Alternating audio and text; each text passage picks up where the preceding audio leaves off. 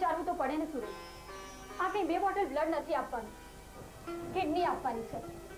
ના કરે નારાયણ તને કંઈક થઈ ગયું તો હવે તારા માથે મારી મમ્મી પપ્પાની મોટી જવાબદારીઓ છે. આટલા પગારમાં કેમ પૂરું કરું છું એ તો મન જાણે છે.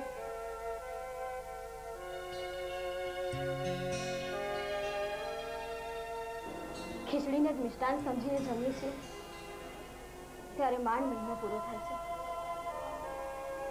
અને એમાં તારી દવાઓના ખર્ચા. મારું મન નથી માનતું. તારી લાગણી બિલકુલ સાચી છે. નાના ભાઈ તરીકે મારી પણ કોઈ ફરજ હોય કે નહીં? મારો મા જણો ભાઈ આમ છેલ્લા શ્વાસ ગણતો હું સ્વાર્થી બની જાઉં?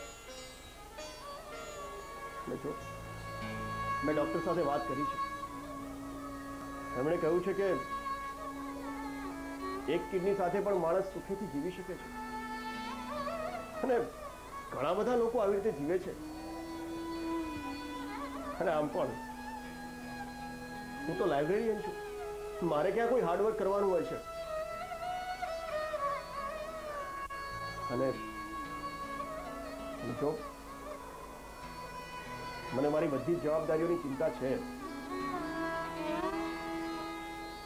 અને આવા સમયે મને